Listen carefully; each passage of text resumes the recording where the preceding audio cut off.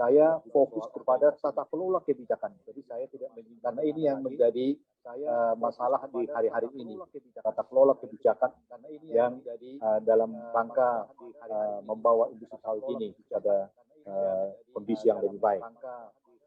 Lanjut. Kondisi yang lebih baik. Next slide. Lanjut. Bapak Ibu sekalian, Indonesia itu sekarang itu sudah raja minyak sawit dunia, sekaligus raja minyak nabati dunia. Banyak orang yang tidak tidak tahu ini, yang tidak sadar. Tadi Pak Derom sudah sampaikan ada 17 jenis minyak nabati dan hewani di dunia yang diakui oleh FAO sebagai sumber minyak nabati. Dari 17 itu sebetulnya ada hanya 4 minyak nabati utama yang mencapai 90% total minyak nabati utama, yaitu minyak sawit, minyak kedelai, minyak rapeseed, minyak bunga matahari. Hanya 4 ini yang paling dominan, yang menjadi perbincangan juga secara internasional.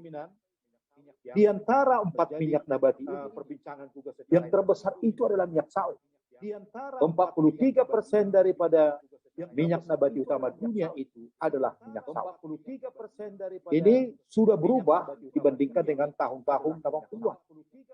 Lebih daripada 100 tahun, minyak kedelai menguasai dunia, menjadi minyak utama dunia. Tapi setelah 2006, setelah Indonesia mengembangkan minyak sawit menjadi minyak nabati utama dunia. Dan Indonesia adalah raja minyak sawit dunia itu. Yang sebelah kanan itu kelihatan di sana, Indonesia, Malaysia, dan negara-negara lain itu sebagai produsen minyak sawit dunia. Dan Indonesia adalah terbesar, yaitu 59% dari produksi total minyak sawit dunia. Itulah dari Indonesia. Ya. Malaysia itu sudah kita kalahkan 2006. 2006 yang lalu kita sudah kalahkan Malaysia. Ya. Kita sekarang nomor 1 sampai hari ini. Sehingga kalau kita gabung ini dua gambar ini, sebetulnya Indonesia itu bukan hanya raja sawit dunia, tapi sudah raja minyak nabati dunia. Nah, implikasinya ini yang tidak pernah kita pikirkan dan belum kita pikirkan. Nah, apa implikasinya menjadi nomor 1 di dunia?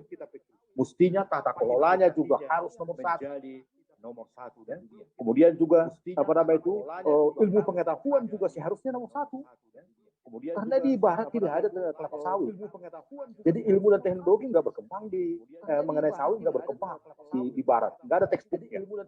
Karena itu Indonesia seharusnya yang menjadi mengembangkan di barat. Nggak ada teksturnya. Ini menarik. Karena Indonesia adalah produsen minyak nabati dan minyak sawit terbesar di dunia. Maka berapa besar volume ekspor Indonesia?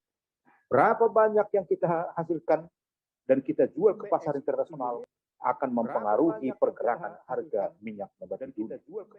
Lanjut, akan mempengaruhi pergerakan. Indonesia tidak hanya sebagai produsen minyak sawit dunia terbesar, tapi juga konsumen. Konsumen terbesar minyak sawit dunia. 30% dari produksi minyak sawit dunia itu dikonsumsi di Indonesia. Wah, ini juga punya implikasi. Jadi di satu sisi kita produsen nomor 1, tapi juga kita konsumen nomor 1.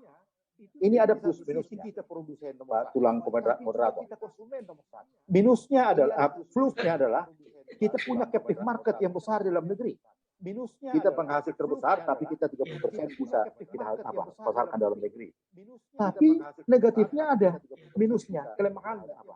Ketika seperti sekarang ini harga internasional naik, nah masalah ini kita dalam negeri ya, akan ikut tertarik ke internasional.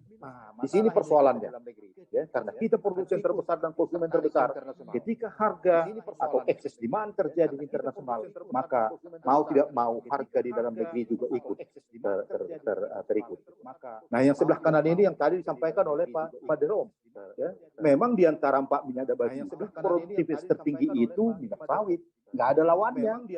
Ya, jadi Eropa dan siapapun yang membenci sawit itu tidak akan berhadapan dengan produktivitas yang seperti ini. Nggak bisa dilawan. Ya ini sudah nasibnya Indonesia lah. Tuhan memberikan minyak sawit ke Indonesia, ya tidak di negara lain. Tentunya ada maksudnya untuk menjadi produksi di Indonesia dan dikonsumsi seluruh dunia. Lanjut. Nah, bukan karena produktivitasnya tinggi, minyak sawit itu sangat kompetitif dibandingkan dengan 4 minyak nabati utama dunia. Kalau kita lihat di sini, ini data terakhir tahun 2021 sampai hari ini, yang hijau itu adalah minyak sawit. Kelihatan di sini bahwa minyak sawit adalah yang paling murah, ya, dan paling kompetitif di pasar dunia. Karena apa tadi? Karena produktivitasnya tadi. Ini juga banyak juga dinamikanya akibatnya ini. Kalau misalnya terjadi kegagalan panen pada 3 minyak nabati utama lainnya, yaitu kedelai, minyak sawit, minyak apa semua, itu larinya ke sawit. Ya, larinya ke sawit karena dia paling murah. Jadi itu juga menjadi tantangan tersendiri sebagai minyak yang paling murah di dunia. Lanjut, tantangan tersendiri sebagai minyak yang paling murah di dunia. Kita dengan pergumulan dari seluruh perjalanan sejarah kita, sebetulnya pemerintah, ya, dan juga kita rumuskan bersama-sama, ya, seperti tadi yang disampaikan oleh Pak Derom, DMSI, LAPKI, dan juga perguruan tinggi. Sebetulnya kita sudah memiliki 3 kebijakan tata kelola raja minyak sawit dunia. Sebetulnya kita sudah memiliki, dan filosofinya adalah Indonesia tidak mau menari dengan irama genderang negara-negara. Dan filosofinya adalah Indonesia kita nomor 1. Jangan kita yang diatur oleh Eropa. Jangan kita yang diatur oleh Amerika. Jangan kita diatur oleh pasar dunia. Kita memiliki 3 kebijakan pokok, green policy. Ya, 3 backbone-nya gitu ya, yang seharusnya hari-hari ini digunakan oleh pemerintah, terutama Menteri Perdagangan, untuk menyelesaikan persoalan. Yang pertama adalah kebijakan pungutan ekspor dan biaya keluar yang fleksibel, progresif, dan proporsional. Ini sejarahnya panjang, 20 tahun lebih kita bangsa ini merumuskan kebijakan yang tepat mengenai pungutan ekspor dan biaya keluar yang fleksibel, progresif, dan proporsional. Yang terakhir itulah PMK 23 2002. Dan ini kita sampai hari ini berlaku dan itu kita pakai. Yang kedua yang ini yang sangat penting. Hilirisasi sawit. Hilirisasi sawit di dalam negeri menjadi bagian daripada strategi dan kebijakan kita sebagai nomor 1. Ada 3 jalur hilirisasi di dalam negeri yang tadi juga sudah disinggung oleh Pak Dero. Oleo Food Complex, ini pangan, minyak goreng terutamanya, mentega, specialty fat untuk industri makanan.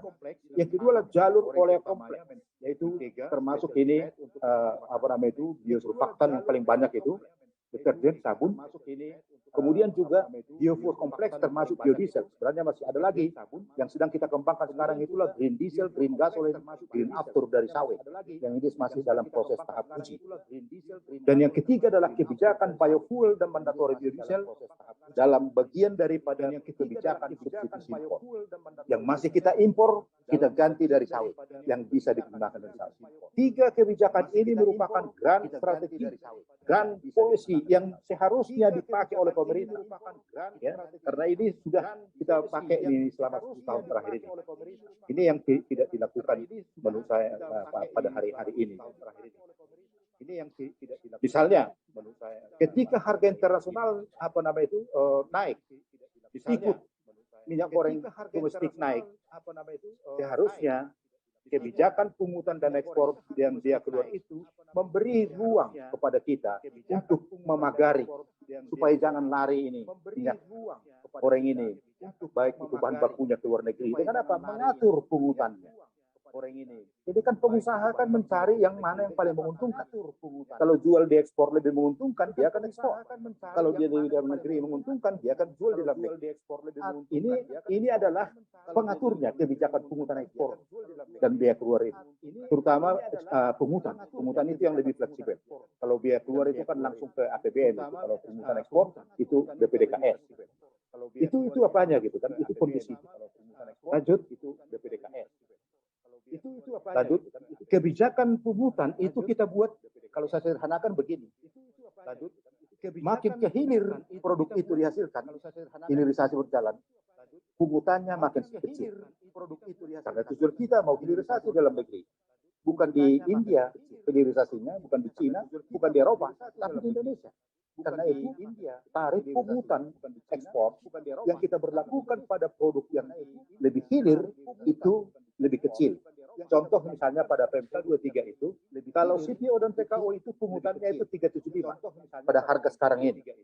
Tapi RBD oleh kemasan, yaitu minyak goreng, itu rendah, hanya 275. Nah, sebenarnya ini bisa dinaik turunkan dan lebih fleksibel tergantung pada dinamika pasar. Ini yang tidak dilakukan oleh Menteri Perdagangan menurut saya. Malah lari dia kebijakannya dari 3 grand strategi tadi. Makanya kacau.